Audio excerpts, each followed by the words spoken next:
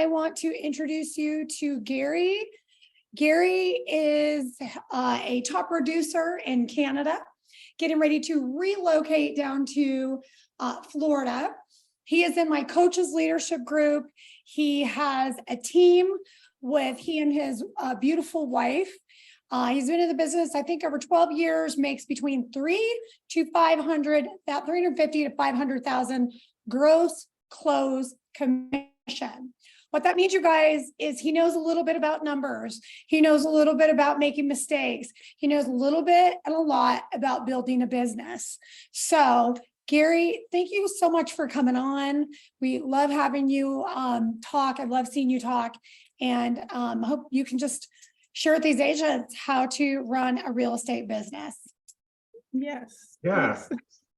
So it looks like it'll be an intimate group, so that's a good thing because it makes it easier to talk to more people when it's smaller, right? And get the message across. So I'm not sure it's going to be intimate because this is usually the night class is good, but people just will flow in.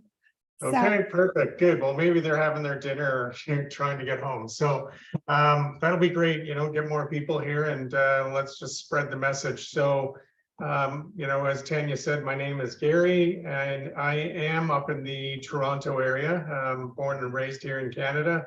And we do travel pretty extensively within the US and we're starting to build ourselves to a place where we now own property in Florida and we're getting set to build there and also operate both sides of the border. So we're just setting up a lot of our cross-border business now so that we can work legally in the US and start doing real estate transactions there as well as here and help Canadians looking to, either buy secondary properties in the US or Mexico and be able to help them because there's a right way and a wrong way to do it. As you guys all know, being in real estate, you can do it really right and you can do it really wrong all on the same day. So let's figure out how to do it right because it's a whole lot easier. You don't have your hands slapped and get incredibly big fines and all that good stuff. For me, I am a builder by trade. I was born into the industry of custom home building and renovations. So we do know a lot about the product and that's really been exponential in how we built our business. So even if you don't have the luck to have a resume like I do, always, learn as much as you can about housing because it'll really help influence your sales and your business. The more you know how to be able to talk about the product, the better you are positioned to be a trusted advisor to your clients. So I think it's really critical to always, even if you're driving by construction sites, go look at what they're doing and how they do it. There's a method to the madness and the more you know, the better. So I'm not sure if all of you are beginners or new realtors, seasoned realtors, really doesn't matter. I've been 12 years in it and I still look at it as, every day's a new day, right? We think we've heard it all and then tomorrow comes and it's like, wow, that's a new one. So, there's always something to learn in this business. And I think that's what's really great about the, opportunities that come with it because you get a really good education and street smarts here. And, for me, and we'll get into the vision and the business plan side of it and the numbers. I didn't start out the way we are, right? I was, I'm kind of an introverted person by nature, as much as you may not think so. I tend to be more on the quieter side when it comes to how I am gluey or not gluey when I'm around people. So, I had to become a lot of things that I wasn't when I got into this industry. Telephones were very foreign to me. Door knocking was very foreign to me. I didn't like it. And then I realized my business is not going to grow unless I grow. So I got a couple of different coaches. I had to work my way to getting a really good coach who really knew how to punch me in the arm, for lack of better words, and get the point across.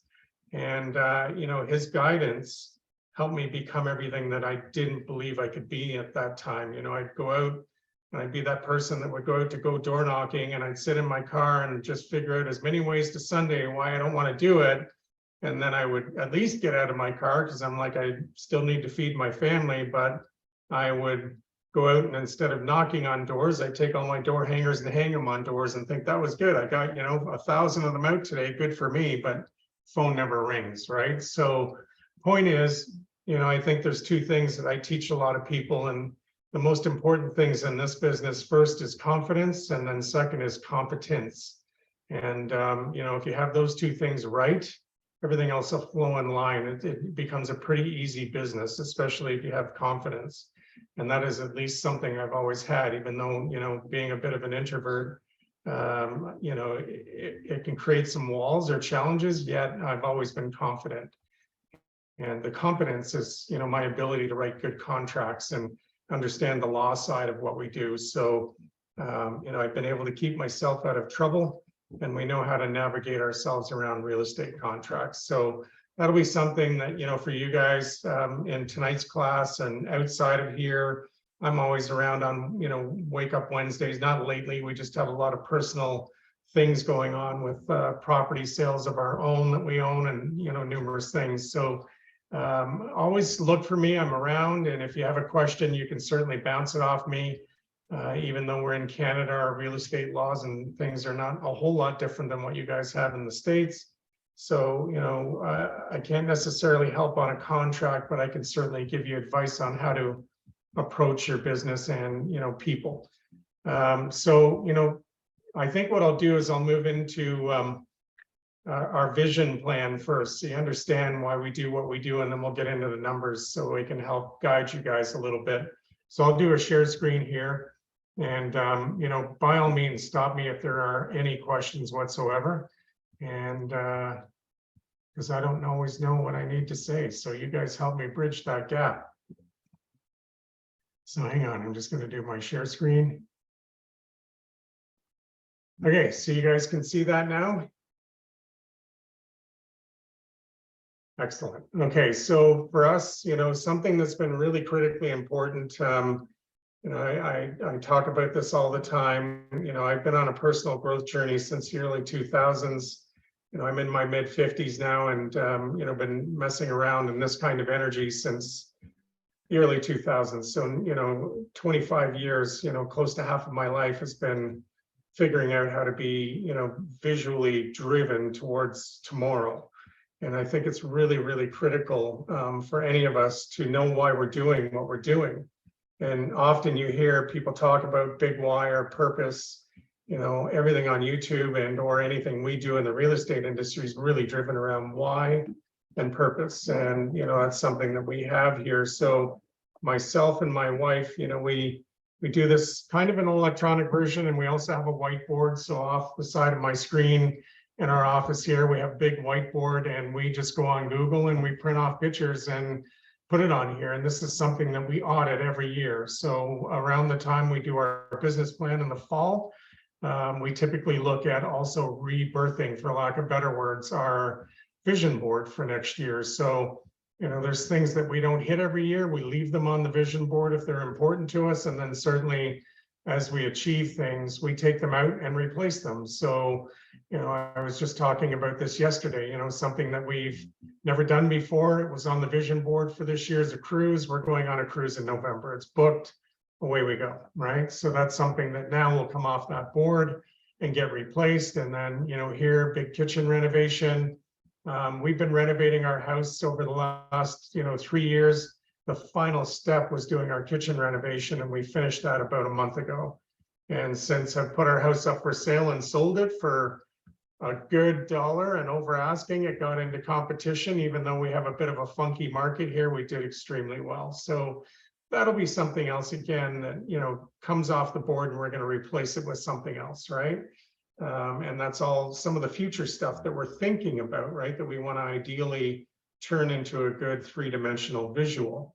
And, something else, I don't know how well you can see it, but, Brent Gove here, and then there's Gene Frederick. We were at Build 22 last year in Dallas, Texas. And, we got to know these guys quite well, and them being heavy influencers in the industry, whether you're with EXP or not, we're with EXP, they're kind of EXP people.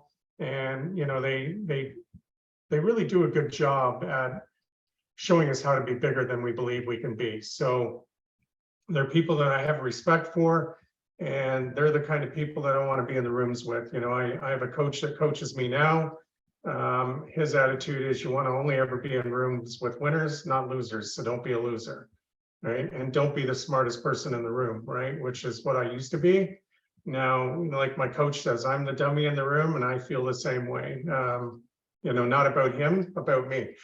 So, I really aspire to be in rooms these days where I can really tap into energy and learn. So, like with Tanya being in the coaches group and different things, it's been exponential for me to be able to, get in there and learn some of the things I'm learning about even how I coach and doing a better job. So it's allowing me to, take myself to a bigger place. And, like there's a ripple effect in everything, it now flows downhill, right? What I learn, I can dispel to you guys, to you to be able to then dispel to your peers and family and friends. So really critical to, get associated with good people, have great visuals. We have our family on here, our big why, how we, always aspire to have minimum bank balances. It's really critical to be focused on some predictabilities, right?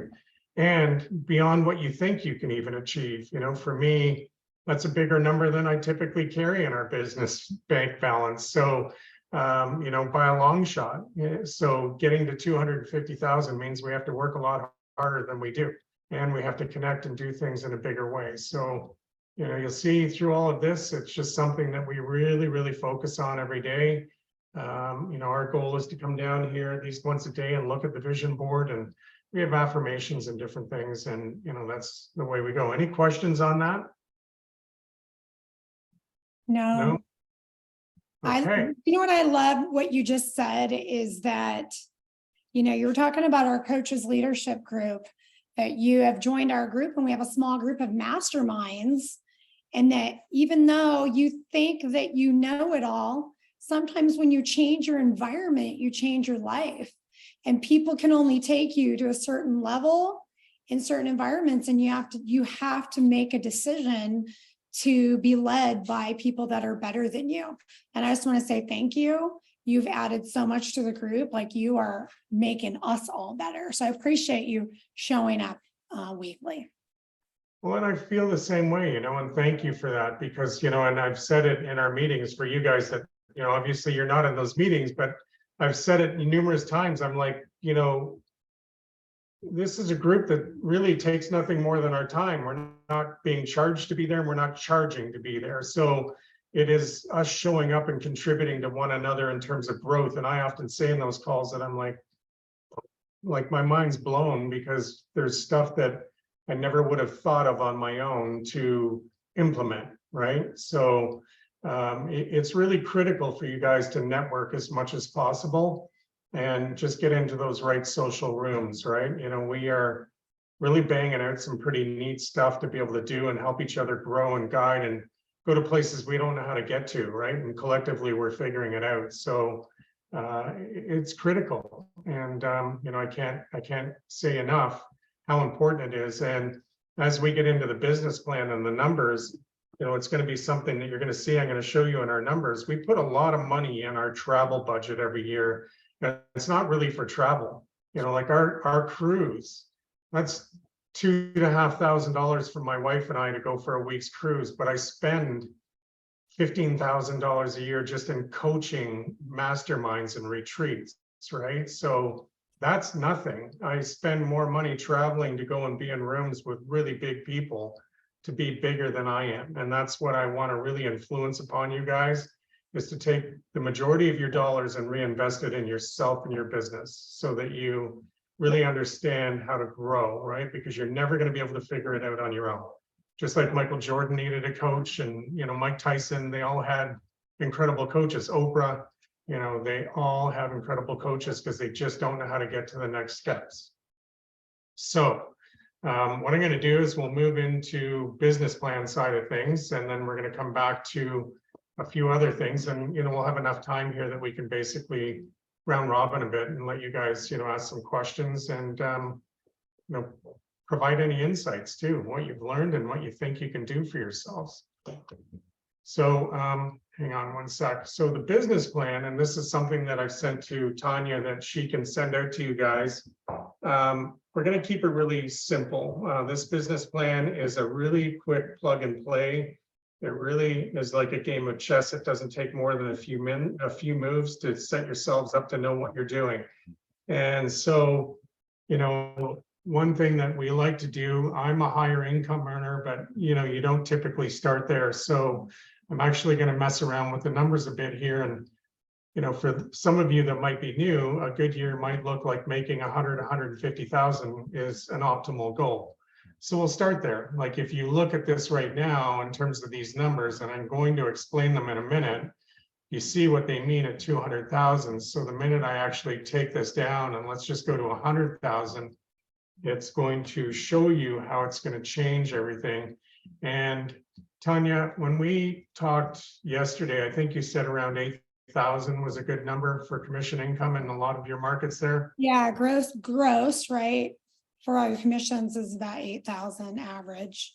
Okay, so just watch, like, because this is, you know, you're going to probably go, holy mackerel, that's a big commission, but our properties up here where we are, you're not buying anything for less than $1 million within the GTA here in the Greater Toronto area. So that's why our commissions are fairly high.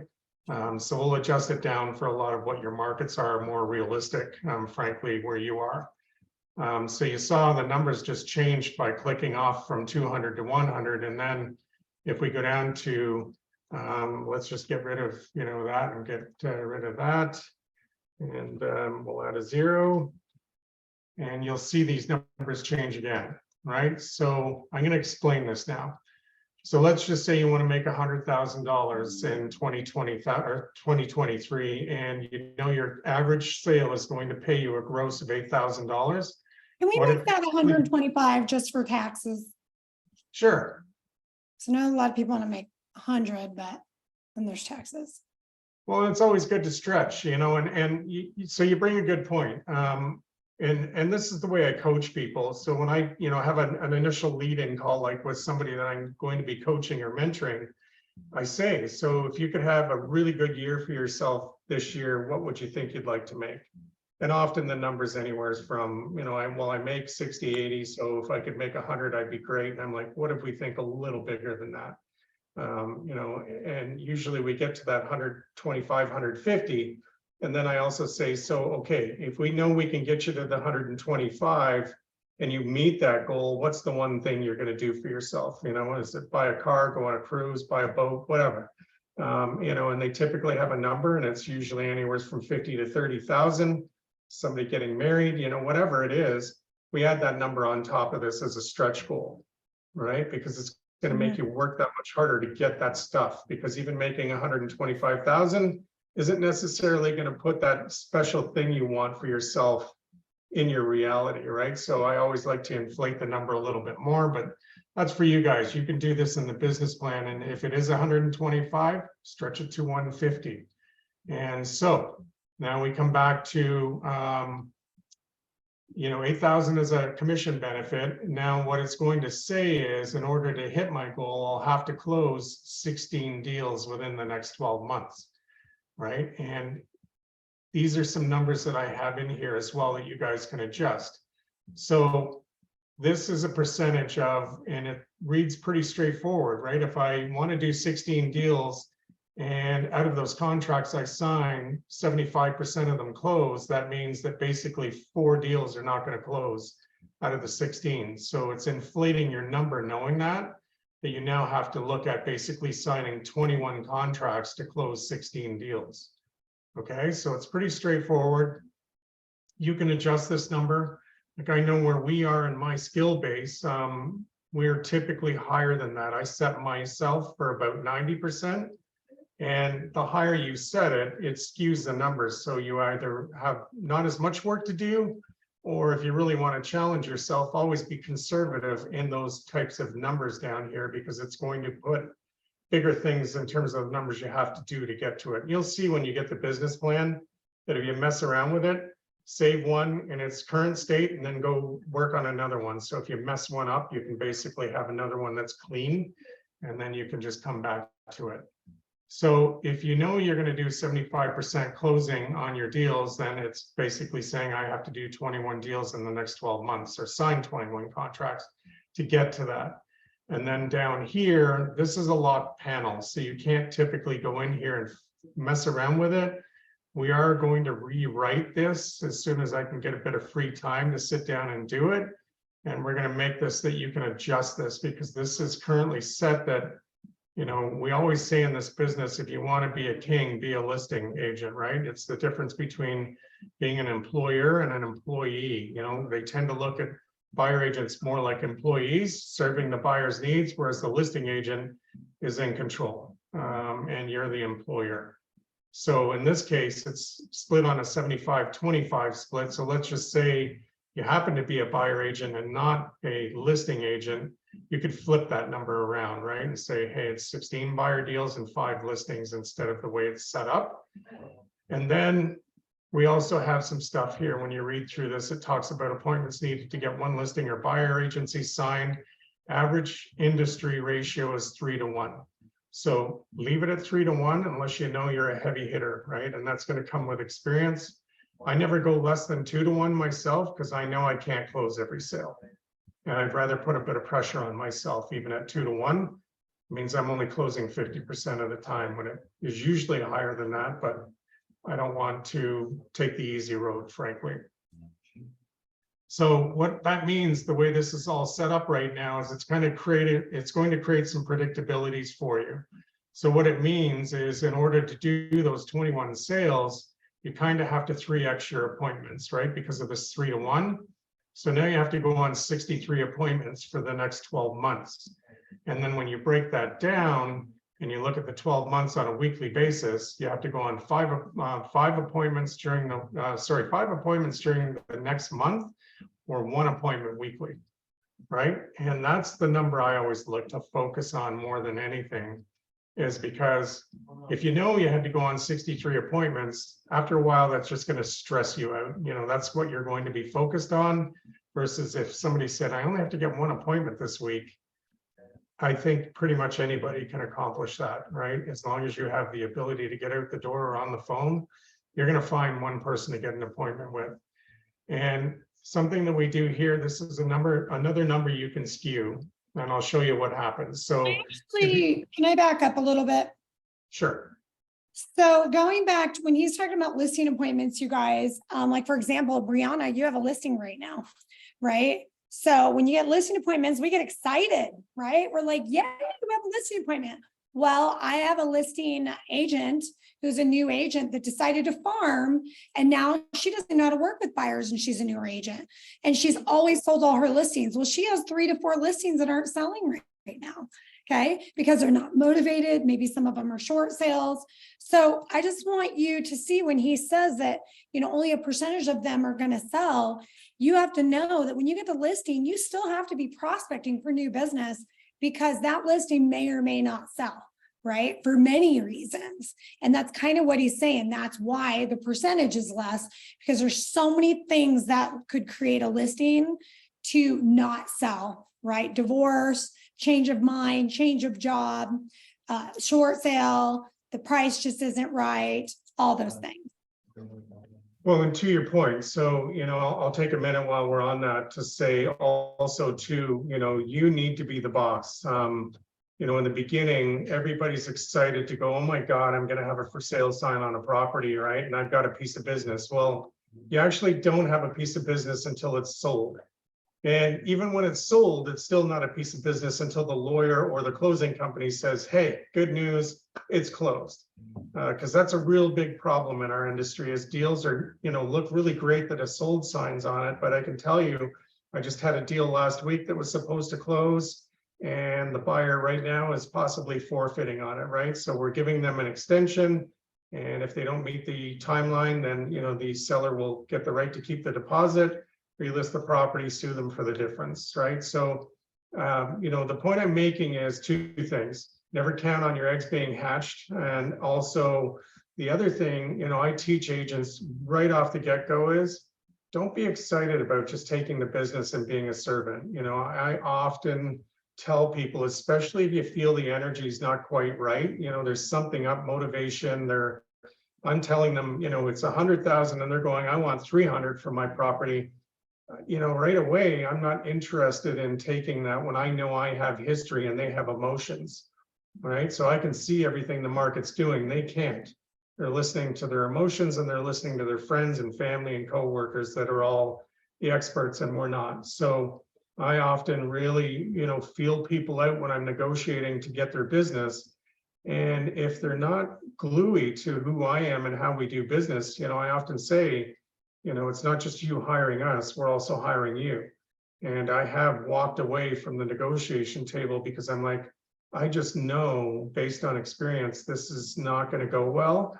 And so the point is, when you're a newer agent, you don't have that experience. The one thing you do, though, is have your gut feelings. And if you feel your gut's telling you, hey, run, this is not going to work out well, I can already feel negative vibration and or problems coming, challenge yourself to go find business elsewhere. Honestly, Well, you're and going also to. you need to learn how to talk about money and hard conversations early and often. And that's a reason why just going to a listing appointment, you should not go to that listing appointment blind. You need to be asking qualifying questions. Tell me your motivation for selling this house. Well, I'm just testing the market. Want to see how much I can get. Do you have anywhere to go? No. I just want to see if I can get 50,000 over asking, right? The fastest way to discourage yourself is to take an overpriced listing. And not to mention that shows your reputation. So before you go out on a listing, you guys better be texting me and saying, Tanya, I'm going out on a listing. I need help. And I will send you some videos on how to talk about price reductions and price repositioning strategies before it actually goes on the market.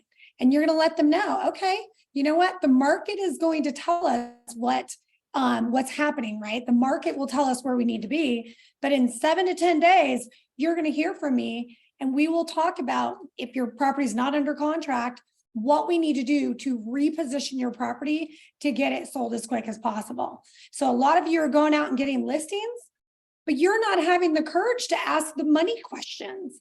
So if you don't have the courage to ask the money questions, you do not deserve that listing, because you are going to have to negotiate right at that table, and then now negotiate on the behalf of your seller with a bulldog buyer agent on the other side who they wrote a high offer, right? But then they had their client come in and ask for $25,000 in repairs. Just like Gary was saying, until it says we're giving you the keys, the title's been transferred, that is not a closed deal. Don't celebrate until you need to celebrate. Can I get an amen? Amen. Amen. And to the point, the other thing is too, that I often tell people, we will sometimes even have a gap that's not that big, right? And case in point, I talked about yesterday when I was doing the same class was, we had a client almost 2 hours east of where we live, right? So it's out on the fringe of what we'd even consider listing. But when I arrived at the property, I was like, okay, I want this listing because it is a stunning property. And, in that case, I told them, based on what I knew about the comparables and, excuse me, history, that, we should list it around the 800 mark at that point. This is a few years back. And the gentleman's wife had said, well, my feeling is I want 900 for this place. And I'm like, okay. I said, but the history is not really supporting it. But I said, I don't have a magic 8 ball either. I don't know that buyers, won't stretch to that. So I'm like, here's the game plan.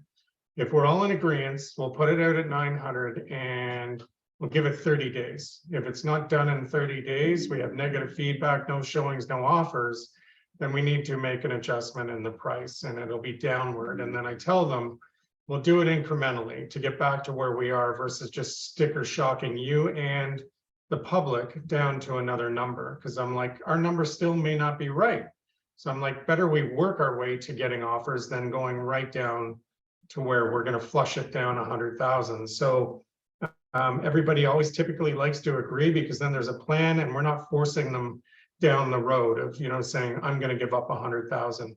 And in this case, it actually worked out, right? Where, because they had a very desirable property and there was a gentleman who already owned a number of properties in the area, I have to have it attitude. So we ended up getting the 900 for it and it all worked out, right? So at the end of the day, it's always do a little bit of listening and talking, right? You know, don't show your clients that you don't respect how they feel, yet they need to know you're still the expert with the game plan, right? So, you know, I tell people we're producers, we're award-winning producers, but I'm not motivated by production. I'm motivated by having lifelong clients in business. It's expensive when you're transactional. I'm sure you guys have heard that in any training that you've been doing. If you're a transactional agent, you're only as good as your next sale. If you're more of a referral agent, you're always going to have a base of business there because you have people that are always going to be loyal to you, and they're going to do the lip service for you when you're sleeping, right? And that's the best business to have. It's far cheaper. It just takes a little longer to get there typically. So, you know, always work on follow-up and customer service, and be a good listener. Can I just add one last thing to that? Sure. To that point, right? If the listing doesn't sell, that's why when you have a listing, you need to leverage it and take massive action, because from one listing, you should be getting about 3 leads from it. And because if that listing doesn't sell, now if you've door knocked and you've done just listeds and you've done ads and you've done open houses, you should be getting several other leads from that listing should it not sell, right? So take advantage of having a listing. Yeah, she's not wrong. So that's where you want to definitely be, you know, doing open houses, door knocking, inviting people to come over and have a look, you know, all kinds of things, right? If you have a database, plug it into your database, because you just never know who's going to go, hey, that's great. I wasn't thinking about moving there, but that's a perfect spot, you know. And in the lead generation system I use, I can take any property we've got either, you know, active or coming up, and plug it into the system, and I can buyer match it to the leads that I've got in my system. So quite often we can draw attention before we even get it out on the MLS. And that's a great opportunity to have, and an advantage as a listing agent, because you can now show your people you're going to work for them even before you get to market. So something that I'll do in wrapping this up on this page is this particular one number here talks about having to make 25 contacts to make 1 appointment. If you're experienced, you can move it down towards 10. So I'm in the 10 category, right? So you're going to see if we start to look at all this at 25 to 1, if you go down to 10, it's going to make your job a lot easier, right? Because it's going to skew the numbers in your favor. So you see, I only need 13 contacts a week and 13 contacts weekly, 3 daily. So by virtue of having that number shrunk down on my conversion, because I have I go out, I hunt it, I kill it, I bring it home attitude. I'm not a high pressure salesperson, but I just know I'm going out to bring the sale home. Because what you need to realize is you may not think very hard and fast in what you're doing, but someone else is, right? If you're competing, let's just say we have a listing and all 4 of us are competing, or 5 of us or 6 of us are competing for that listing, only one of us is going to get it, right? And it's not because they like you, it's because you did a better job. You just presented better typically than the other person. It's not even usually personality driven for most people. So it's just saying the things that they really want to hear and paying attention to how they're acting. You know, I work very heavily in kinetic energy and, you know, NLP. I don't study it, but I know it quite well. And the language patterns and everything is something that we follow and we impress upon people. So it's really critical for you guys to have your conversations really worked out, and scripting is a big part of that. And, you know, that'll be something then we'll do in different classes that we're doing. And I can't say enough about scripting, because even for me, who thought I was a know-it-all when I got into this business by virtue of being a builder, I had 0 experience when it really came to relationships and how to impress upon people, you know, influence. And we've gotten good at that over the years by virtue of failure. So, you know, get really good at paying attention and using your scripts, because they do matter. I'm just going to move you guys out of the way here. And then, so what we'll do is we'll go into a few different sheets here in terms of budget. So something I talk about a lot, you know, and you probably heard of the agent that, you know, I made $1 million this year. You look at me driving the Mercedes, I got the $10,000 suit and the bling and the sunglasses and all this, that, and the other. But to make that million, it cost them $1.2 million. That makes that person a loser, right? And I don't mean that in an insulting manner. They're losing money to make $1 million. And there's a lot of agents out there, and dentists and doctors. A lot of professionals don't know how to manage their money, don't know what it takes to have coming in versus what is going out, right? And so for us, it's been very critical all of our lives. My wife more so than I, she's always been a money person. It took me a lot of failures to get to understand that this is really important. So we follow this pretty religiously these days. And you're going to see, some different things in our expense tables. So for us, this is real. As we go up the, scale here, all of our expenses that we've loaded in here are real, they're static. So we still make projections every year, but we make them based on what we know we had for expenses in the last year. Now, for you guys that are younger or possibly living at home, or you're just getting in the business where you've gone from having a paycheck every week, you still have expenses, right? If you have rent or you own a house, you have groceries, phone bills, all of that, you have bills, plug them into this chart against what you're going to make, right? And you then have to start to look at different things. So, some of the insurance that you maybe don't have that you will. In our case, we definitely know this is a goal. We take out every month a salary in our business, and we have an administrator, right? So we have to pay that person part-time. We have an accountant, a bookkeeper and an accountant. So those are typical fees that we pay every month over the course of the year. And that number is pretty real. We pay about $5,000 a year just to have our accountant do our books. And then we have an administrator, that we have work part-time, et cetera, et cetera. You can see we run this sync ad spend. We run a lead gen site every month. That's what we spend on ads. That's our Google ad spend every month. Print, we're pretty low. We work more digitally than we do in print.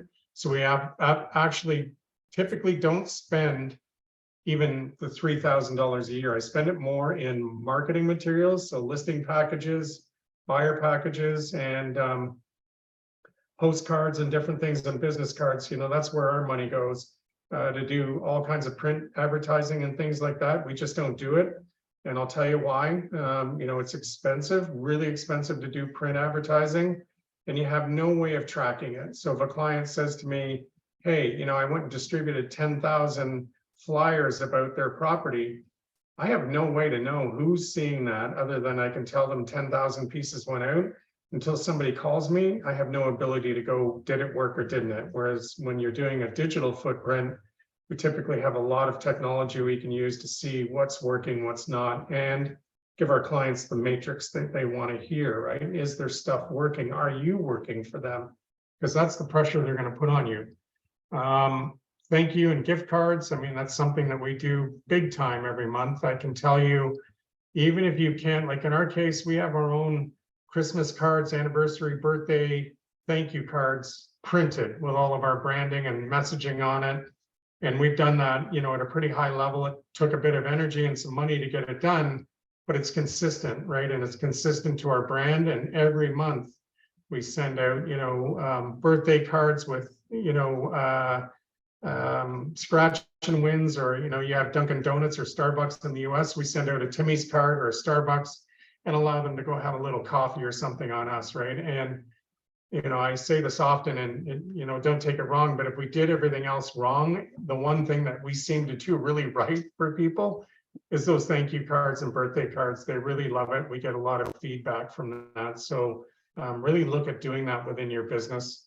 You can see for us on average, our closing gifts every month, that's still an estimation. We typically spend more than $10,000 a year on closing gifts for clients, but we also treat them extremely well, right? We had one client, just for instance, they just did 2 buys and 1 sale with us, so nearly $3 million worth of real estate. So just do the math. Even if you did one side on each one of those deals, 2.5% of 3 million is like a $60,000 payday, right? At the end of the day. So we went and bought them a really nice barbecue and some composite Algonquin chairs, spent $1,100, blew them away, and we had their house cleaned as they moved out. So it cost us around $1,500, but when you made 60, that's pennies on the dollar for what we invested in them for the return we got. And they won't forget it, because when they're sitting in their backyard with those big bright red chairs and people go, those chairs look great, where'd you get them? They're never going to forget our name, right? And or when they're cooking steak and their buddies going, that's kind of a nice barbecue. Where'd you get it? From our realtor, right? So always remember those things, guys.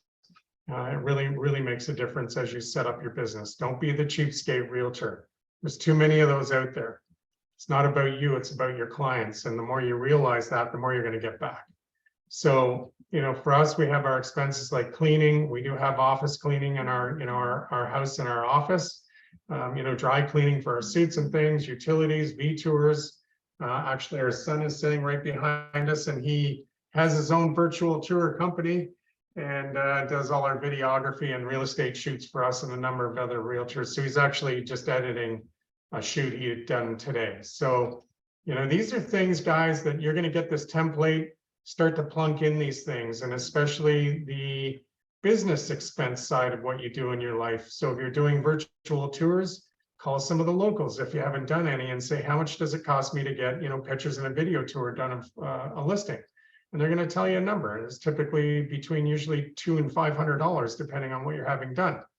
And that way you can now start to put a budget together. So, if I want to make $150,000 this year, is it enough for what my expenses are going to be, right? And then the same thing as we go down this, we've got our business expenses, we've got our personal expenses, so our groceries are in there, different things, right? Insurance, mortgage, everything.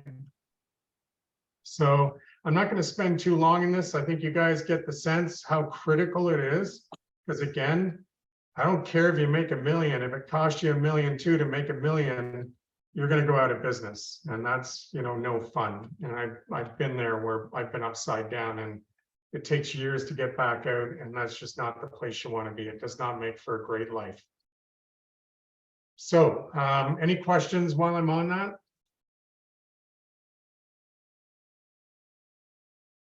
None? Okay, good. Means I'm doing something half right here. So, I'll move away from that, and then we'll talk about different things that you can do with this. So there's a few things in this business plan that are kind of cool. So as you stack up your deals, you can actually have a template here that you can input closing date of a property, the address, lead generated by, it's a good little table to see how you got the business, what the list price, what the sale price, what the commission rate was, how much you're getting paid, so that when you go, hey, in my business plan, I wanted to make 288, it's going to start to track whether or not you're getting it. And even on the percentage of splits, the 75-25, are you on track, right? So for the year, and then you can break it down into the quarters as well. So this is kind of a good thing for you guys, especially if you don't have software, depending on what brokerage you're with, where you can do tracking like this, through brokerage software. This allows you to keep it under your own roof, and it's free. So it just requires you to sit down, or if you get to a place where you're busy and you have an administrator, you train the administrator to do this work for you, so you can focus on shaking hands and kissing babies, right? Like a politician, go get those buyers and sellers. And then you can break down into quarterlies, right? So you can actually move through. So let's just say it was the beginning of the year and we had our projections done, right, of what we thought we're going to spend this year versus actuals. So let's just say we're in January and April and we're at the end of that first quarter and we want to see how we did, right? So, you can see in here, we set a budget of estimation for things. So you can now get to the end of that quarter and go, okay, well, I said I was going to spend 200 in this quarter on entertainment. What did I spend? So if it was 150, it makes your business look that much better because you've now spent $50 less than you estimated. And it's going to give you a benchmark for next year, because as you're going through these quarters, at the end of the year, you've now got a real number versus a static number that you're estimating. So you can basically go in at the end of the year and go, okay, you know what? I estimated that I would spend, let's just say $1,000 for the year, and I only spent 600. So perfect. That makes it easier for you to set it up for next year to have a realistic expense sheet, because now you've got real numbers versus estimation. And then you can figure out whether or not I want to grow for next year. If you made your 125 this year, typically I've always shot for growing by at least 50% a year. until you get to where you really want to be in, your career. And that, your first 2-3 years, do like a 50% growth and see if you can get there. So if you're shooting for 125 this year, add another 70 or 60, what is that? $62,500. So add 62.5 to 125 for next year. And then pressure yourself to get there, right? When you're doing your business plan.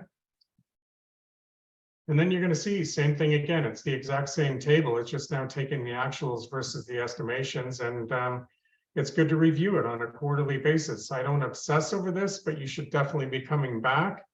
Just like you're going to assess your business, you should assess your numbers at the end of every quarter.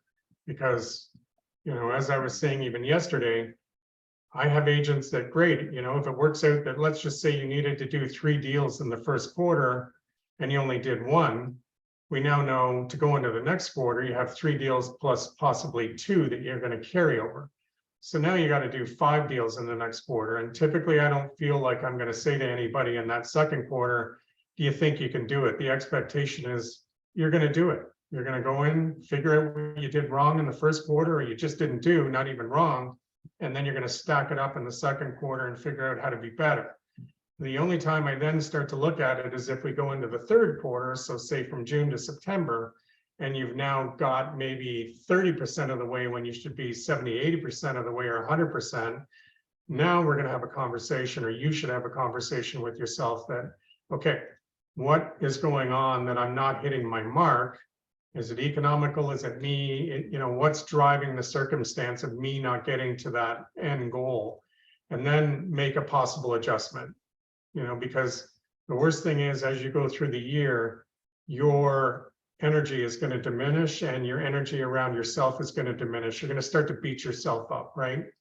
Because you're going to look at other people that are doing things that you aren't. That's typically what we do, and wonder how come they're successful and I'm not. And it's just stay in your own lane, right? Don't worry about those other people. Just worry about getting to the end of the road, the end of the year, and hitting your goals, and then protecting your mindset. Like that's something that I can't stress enough. That I even said this yesterday, that that's the reason for the vision board, so that when you're going through the dogma, with people not possibly being nice that you're talking to, who knows what, phones getting hung up, people telling you off, you're having a bad day, people are cutting you off, doing this, that, and the other, right? We go through a ton of obstacles to get to the end zone every day. It's like a football field.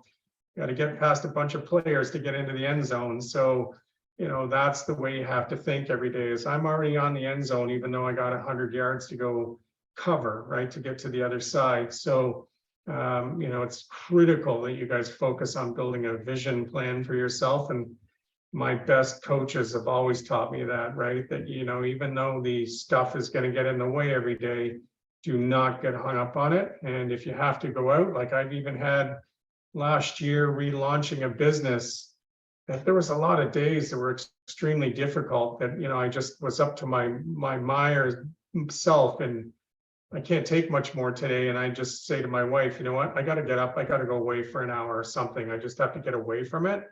And then come back and start over, right? And that's the best thing you can do for yourself. Don't continue to ride in it. And the other thing that I would say as well is, don't go to bed with that energy. At the end of the day, you may or may not have heard of a thing called a brain dump. Whatever energy you're riding within you, if it's positive, great. Go to bed with that energy, because your mind's going to work on that while you're asleep. If you're negative energy, then dump it. If you've had a really bad day, figure out how you're going to get it out of you, right? So, either write some journaling, or go scream, put on some music, something that's just going to break the energy, something funny, and, go to sleep so that your mind relaxes and works on the better things for tomorrow. So any thoughts on, any of what I'm talking about?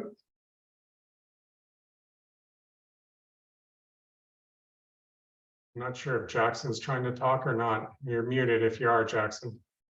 You guys have a coach, you guys. This is an opportunity to talk, to get coached, to get feedback. Because basically I've covered everything I'd want. Oh, you know what? Actually, there is one other thing we're going to cover. So we'll send this to you as well. So this is something for you guys, and then, we'll do a little bit of, Q&A. We'll get to the end of this. So this is something that I do with everybody. I coached a large team, and I put this together because I was coaching about 30 agents on a team every week, and I'd have to have 15-minute calls with them, right? So, it says 45 minutes, but we broke it down to 15 because we're like, we don't want to talk about all the, what are you having for lunch? What are you having for dinner? What are you wearing today? Nobody cares. Let's talk business. So we typically got into, we'd set up at the beginning of the year. Here's the initial call. What is your goal for this year? What is your monthly commitment? What lead gen activities are you doing this week? And then every week we would do that. So we would set on, say, if I was having a call on a Monday, so what are you going to do for this week that we're going to review when we get to next week? And I would suggest you guys do this for yourselves if you don't have somebody that you're coaching with or a peer that you can bounce off of or accountability buddy, that at least you're pushing yourself into this every week, right? That you're setting up a benchmark for what you're going to do the next 5 days. I always believe to do things in 5-day increments. I think at the very least, you need to give 2 to 3 hours to your business. We think that's frankly a disservice because, what career besides real estate do they train you or expect that if you put 2 to 3 hours a day in, your life is golden? If you're a doctor, a dentist, a floor sweeper, whatever, you're expected to put a minimum 8 hours a day into your business in order to keep your job and be rewarded with a paycheck. So 2 to 3 hours a day is what is an industry standard. It's still not enough, frankly. You need to give yourself more time in your business every day to, especially in the beginning, until you can get some assistance in different things. You should be at least double this when you're a new agent going after your business, and minimum 5 days a week. Put that time in, because if you didn't have this as your job, you'd have a job where they would expect you to be there 5 days a week. And then you want to basically benchmark how many appointments, doors, calls, how many contacts, right? And that's what we covered in that business plan. And so are you on track, right? This is something that I do, as we go through the quarters. And, this is something that I always say, really critical. Are you asking for the business? Because the minute I see an agent wallowing, I'm like, are you asking for the business? And more often than not, they really get guttural and say, I'm not. I think it's fear-based almost always if they're not asking for the business. And I'm like, so why not? What is the roadblock in you that makes you not feel like you're worthwhile asking for that business? You're not worth it. And we get to that point. So I am a little bit of a therapist at times because I have to find out what's roadblocking you in fear to just go and, go after it. Because I used to be that way myself. So I had to get a coach that punched me in the gut a number of times mentally to get past that. And then revisit your commitments. Again, you can see March, June, September, December, right? So that we can make sure you're hitting what you need to. And then I talked about the 25, versus 10. I put that in here for agents to just keep and read. And then to make it really simple versus going back into your business plan all the time, this is something you can put on your phone, you can put on your wall, whatever you want to do. And just know, based on a 70% conversion rate, for closing and a 75-25 split, if I want to do 10 transactions this year and make 115,000, I need to get 40 appointments for the year, or 0.8 of an appointment. So that's a 0.80. So that means less than one appointment per week, right? Because we're not all going to work 52 weeks this year. And that's something that I also tell everybody, don't try to be a hero and say, I'm going to put 52 weeks in this year. I'm a workaholic. Give yourself, like myself, I take a minimum 10 weeks off every year. And not even if you don't do it, do that number for yourself, because it's going to put that much pressure on you to front load your business, right? If you take 2 months out of your year or 2.5 months out of your year, it'll cause you to front load your business more than it will to coast through the year. Yep. And that's all I got. Anybody have questions? Anybody? The opportunity right here. We have about 1 more minute. Jackson, you started talking and then you stopped. I think he might be on the phone. Oh, okay. All right. So you guys, what are your ahas here? Let's end with that. Brianna, what's an aha? Teresa, Michelle. That the people that you're working with as a listing agent, you're the boss, and as a buyer's agent, it's more of a servant type role. I definitely saw that because starting with this new listing, I've only ever worked with buyers, so it's like a totally different learning game. Like you were saying, it takes a different mindset to be in control of the situation and to speak the numbers up front with your client and know, like you said, you don't deserve it if you can't ask the hard questions. So it's like, that's been like a learning curve with me. Like I had a discussion with my client about the price and how important it is to, you know, look at what you're going to be receiving versus what the price is, and just like comparing things with her. And it was a difficult kind of conversation, but I felt a lot better after. So it's like getting that down to the nitty gritty. Like, I'm serious about this. This is important. Like, you have to put all of your feelings aside and work on it as in control of the situation. And how long have you been an agent? Been an agent since October, but I just got a new mentor like less than 2 months ago. So it's like also changing my attitude towards things like recently, and it's a challenge.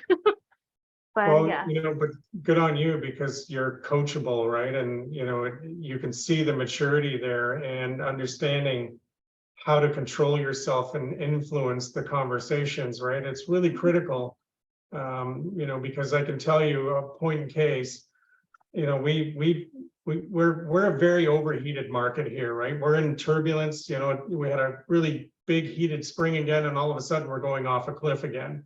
So the markets are very unusual here. But the thing is, I want to make a point out. Back in 2017, we had a really heated market back then, and then we went off a cliff and lost about $150,000 of value in under 2 months, right? So, you know, but realize we're also talking about real estate that even then was still worth on average about $750,000 or higher. It's only ever gone up since. So losing that kind of value wasn't terrible. Where it went wrong for people like me that were listing heavy, and we had to then start to get into some buyer business because listings became extremely toxic, because we treated them like a first child, right? You want to treat them, you don't know what the hell you're doing. You want to pick them up, coddle them, this, that, and the other, right? And do all the things you really shouldn't do. So, you know, through that experience, we got fired and expired a lot because we just didn't do our job the way we should have. We had history. We should have stuck to our guns and said, this is the way you need to go about getting to the end zone, right? And we allowed people to influence us through the conversations they were having with their friends, coworkers, the news, this, that, and the other. So we weren't the expert at that point. And we started to see our business really diminish. And that's why we ended up taking on a lead gen site and then going into buyer mode, because we were bleeding out, right? And we weren't handling ourselves properly. So that taught us a lot in 2017. And as the market came back, we learned how to really watch predictabilities as to where the market's going and what potentially it's going to do in the next 6 months to a year, and pace ourselves. So diversity in your business is really key, not to just be all stacked one side or the other, because as much as it's great to be a listing agent, there are times that it's not great. And that is, you know, 2017 for us. And right now, for the majority of North America, listings can be a little awkward because there's no predictability. The market's moving so much quicker up and down. So two things: always be in control of the conversations, set up the expectation for your clients, right? What's the short and long-term goal? You know, I was just out with my wife the other day on a $5 million listing appointment. They believe it's 5 million. We're like, this property, as soon as I pulled up, I know what I know in 12 years in this business. I said before we even went in, this does not feel like a $5 million listing. So we went in and constructively showed them where they're going wrong and why they're not selling. They've been trying to sell their house for 5 years. So we're like, proof in the pudding is right there, 5 years, any listing should sell if it's priced right. And that's where we just started to really talk to them, show them without offense, because they're like, well, what's wrong with our property? What should we do? And I said, well, firstly, there's not a lot wrong. It's just your price is not right. And I'm like, don't think fixing it is going to get you to the 5 million, because you're going to spend a lot of time and money and no guarantee that you're ever going to get it. Because I said, we don't have a static market. So, once you start to tell people those things in a rational way that a lot of other agents aren't going to, because they just want to get the sign on the lawn, they start to listen better, right? And then they start to see you as a coach and a guide. But that's experience, right? And you'll get there. So I applaud you guys for the things you're doing, especially you for having, a mentor that sounds like they're really guiding you in some strong principles. It's critical. Well, and she's young and she shows up. It's the thing about Brianna. She shows up to our classes. She learns. She's an action taker. She's not afraid to take action. And that's the thing. There's people that are way more experienced or in this group that are realtors that they're not taking action. And the first thing they're not doing is showing up. And that's why Brianna got this opportunity. An agent called and said, I need a listing agent. She's in Thrive. I need a listing agent. And I was like, you know what? I have one for you. And I'm not just going to send you a referral to someone that's not showing up. I'm like, she showed up. I have confidence in her. She's young, but I think she's hungry and she'll do a great job. That's why Brianna got this referral. And good for you. And the next part is building the vision, right? Get the addiction from the first one, because this is a great business. The good addictions are good because it's money and experience, right? And that leads to you having options. That's what I always say about everything, that I teach is the best thing about my life is having options. And that's through experience and making a good living. Until you have those, you don't have options, right? You're still kind of a puppet being run by a puppeteer or puppet master. So it's always good to become an independent thinker and have your ability, right? And diversify. So that's why, even today we're talking about money. It's all great if you make $1 million, but if you're not diversifying what is left with that million and buying real estate or stocks, whatever your game is, that's going to create multiple streams of wealth and even passive income, because that's really important. It's something I got focused on. I don't want to say too late in life, but too late in life. Now I have a little bit more of a pressure cooker situation to get that caught back up, right? But I'm lucky because I have people like Tanya and others in my life that, understand that, and they share the knowledge. They're not hoarding how they've made it and or are making it. Yep, exactly. Well, Gary, you're amazing. Thank you. Congrats on going under contract on your house. That just, you are one step closer to your vision, right? So that's super exciting. If you guys keep thinking about your sphere of influence, like nobody I know wants to buy a house or sell a house because they're poor, they're broke, they're poor, they're young, they're dying, right? But the question is, it's the 6 degrees of separation, right? So you hand them their card and you're going to go, you know what, Teresa, I know you know that I'm a realtor. If you knew of someone buying or selling a house, do you have a realtor that you would refer them to, right? So you're instantly not asking them for the business. It's like a passive thing, right? And I'll tell people, when you hand out your business cards at Starbucks or everywhere, you can make it a joke.